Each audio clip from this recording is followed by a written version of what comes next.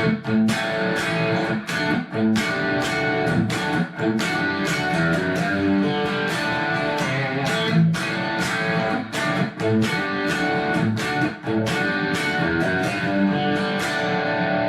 David Brewster here with an episode of Chordplay, and this is the Chords of Bad Company, and we're going to be talking about Mick Ralphs. And Bad Company formed in England in 1973, which was like a post-project for Paul Rodgers and Simon Kirke after they kind of disbanded the band Free.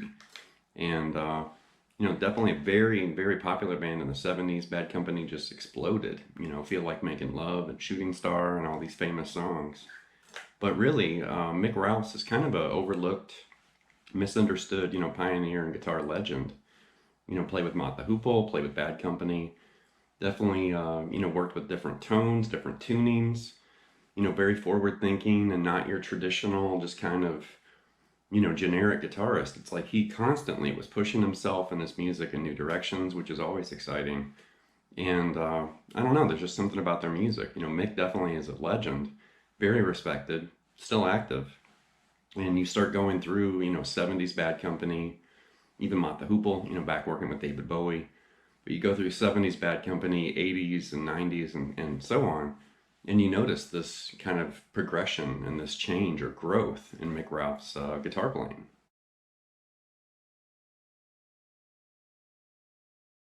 Bad Company, it's almost like Van Halen. There's the original, you know, fan base, and they love Paul Rodgers. I love Paul Rodgers. I mean, what a phenomenal vocalist, a rock, you know, vocal legend. But there's 70s Bad Company with Paul Rodgers, you know, as the front man.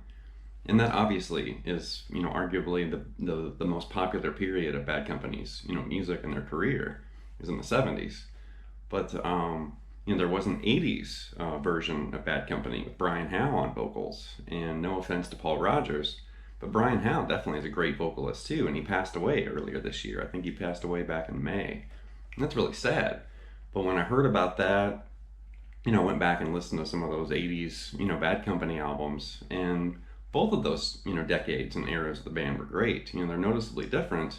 You know, the 80s is a little bit more rockin', I guess, and kind of a little bit more polished. The 70s is a little more bluesy and raw, which I think that's a big appeal for most people. I prefer, you know, 70s Bad Company, but I do like 80s Bad Company too, and we're going to hit both of those decades in this lesson.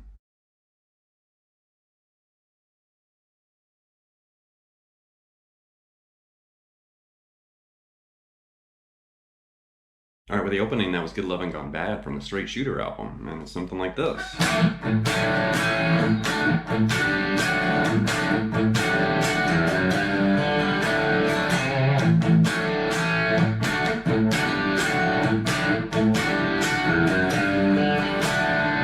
You know, and I don't know where 70s rock guitar would be without these, you know, inversions and slash chords, because they pop up everywhere. You know, we've talked about them.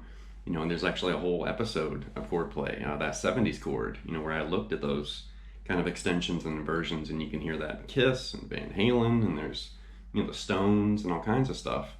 And here they are, you know, popping up in Bad Company.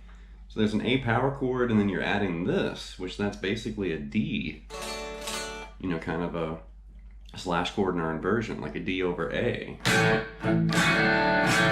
And I like how he's targeting the power chord, and then he hammers on, you know, with that inversion right there. So he's kind of pumping, you know, part of the chord and then the full chord and then part of the chord again. Really, the full chord is just when you're going to add that extension or the, you know, the inversion. And then do the same thing up here, and there's a D over A. You're going to add that inversion, and it's basically a G right there, but it's, you know, G over A. So there's two sets of those right there. And then also up here. And then you're just going to walk into a G. You know, open D, open G string, and then just bang that, that D power chord. And then do all of it again.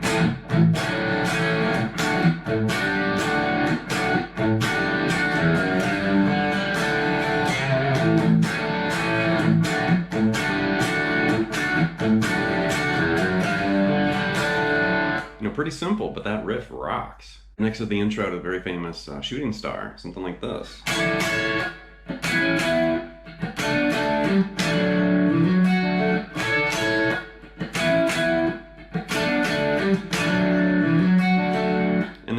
crafty, 4-chord progression happening right there. It's basically A to E to G to D. But he's not playing it like that. He's kind of sneaking through these little chord shapes. And there's actually 2 different guitar parts. The first part that I just played a second ago, that's technically the acoustic guitar part. And then the electric guitar part, kind of mirrors and mimics that. So the acoustic is technically grabbing this little D form right here, but that's technically an A chord. And then there's a little partial E, and they hammer onto the C sharp right there. And that's basically functioning as a part of an E chord. And then right there, that's kind of implying like a G major chord. And then it ends with an implied D major chord. Kind of a D over F sharp right there.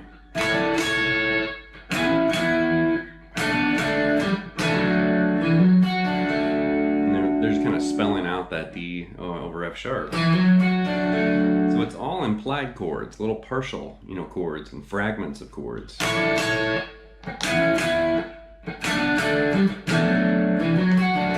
And the electric's actually going up here and grabbing that 70s inversion.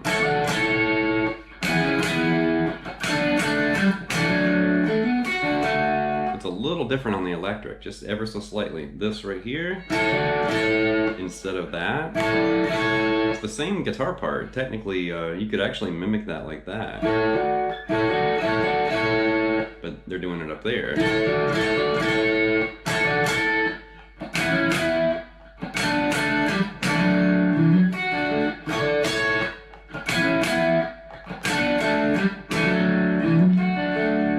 Played that in a few cover bands. I think over the years, I just gravitated toward that acoustic part because all the chords are kind of all live right next door to each other. And you don't have to do that big shift up here, which that's almost the same chord. Right, next up is the song How About That from Here Comes Trouble. And it kind of reminds me of George Lynch for some reason, but it looks like this.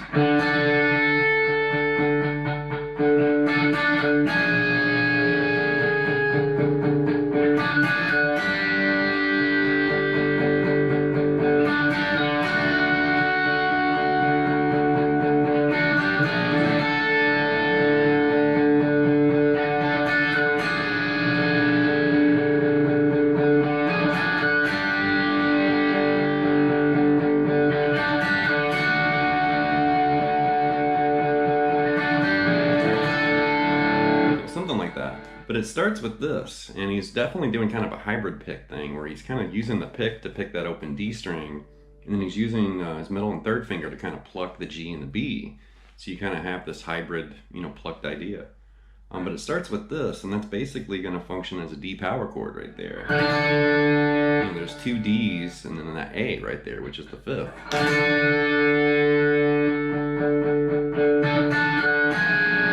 And then we're going to basically flat the 5. So there's an A flat right there. And that's a D flat 5 now. And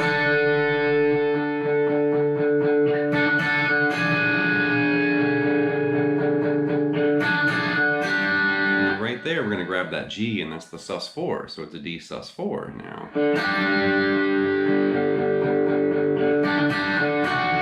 Right there, it just goes back to F sharp, and now it's D major. So we just moved down, the B string chromatically.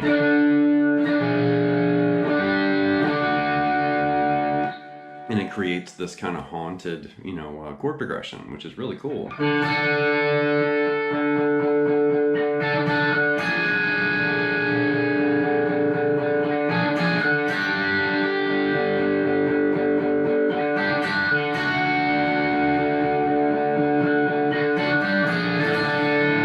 Basically, it kind of just walks right back up to that A note again. I'm also hearing the open A string kind of introduced there to make the chord, ring a little bit bigger.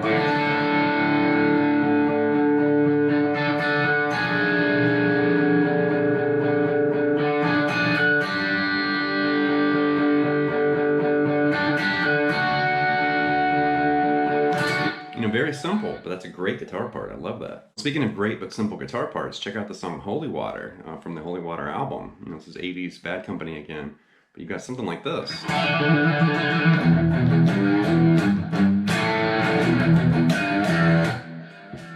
Of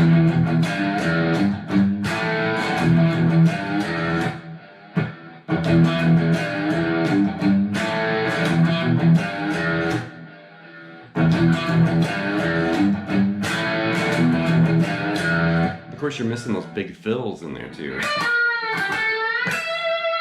know, and the other fill, what was it? You know.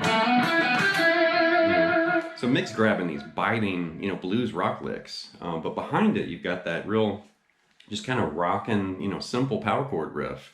But I love how there's like swirling delay, and you can kind of hear him stop, and then you hear the repeat or the swirls of the delay and effects. I love that kind of stuff.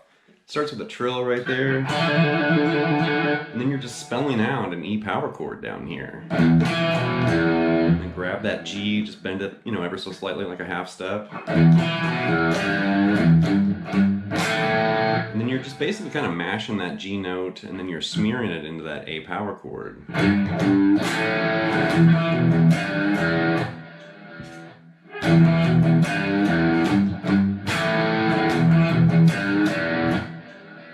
And you can kind of hear the repeats there, you know, from the delay and the effects.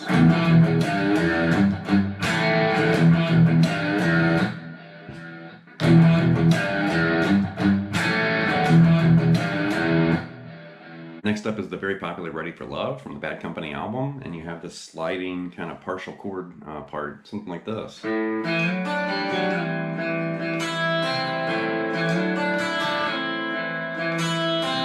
Very short and sweet. That's just the very beginning, like the intro. But I love those, you know, kind of swirly slid chords like that. I think that sounds awesome. So it's an A minor 7, and then it's moving up to this, and that's basically a D add 11, or, you know, add 4, I guess.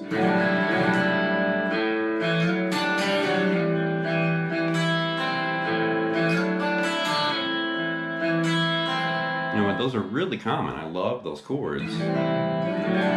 And you'll definitely see it kind of based around that A root like that, you know, A minor 7, D add 4, or D add 11. And you'll also sometimes see it with a C chord, and then that's just moving into, you know, that same chord, that D add 11 right there. Speak of chord play, there's some chord play right there. We're just shifting, you know, chord fingerings and creating these different sounds and tonalities. And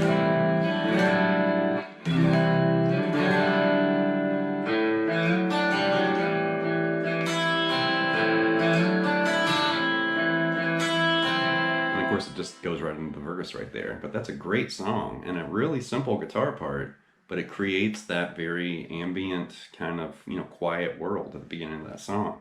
But the last example is from Cant Get Enough from the Bad Company album. You can see I've switched to my Les Paul.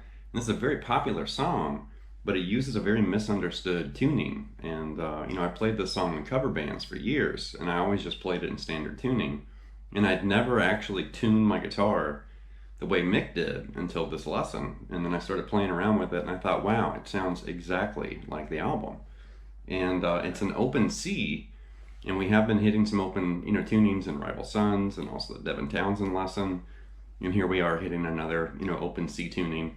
This one's a little bit bizarro though. So we've got C, C, G, C, E, C.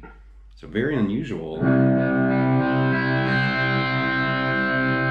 like that. And Can't Get Enough, of course, is this.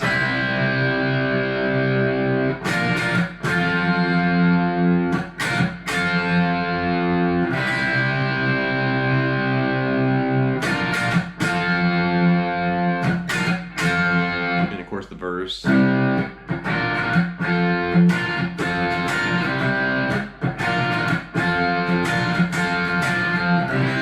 a very unusual tuning because the majority of your strings are actually higher than they normally would be. So your low E is down to a C, and then your A is up to a C. Your D is up to a G, and then your G string is tuned up to a C. And then your B is tuned up to an E, and then your high E is tuned down to C. So it's a little weird. But when you hit all those strings open, that's a C major chord. And then this kind of Keith Richards approved, you know, inversion shape, that's going to be B flat. and then the 5th fret bar there is F.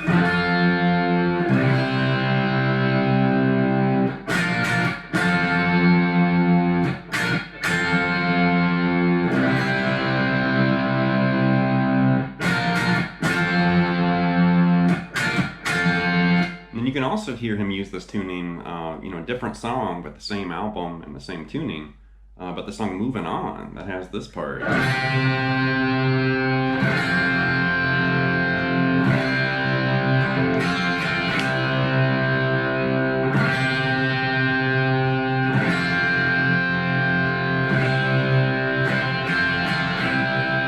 Said, same album, same tuning, but a different song. And that would function, like a C7? And then you're going to move down, that's going to be basically an F, this kind of partial fingering like that. And then with the strings open, it's C again.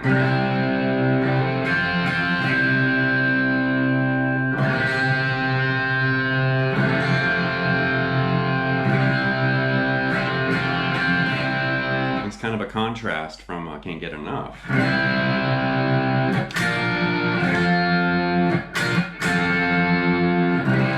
You're kind of comparing those two parts.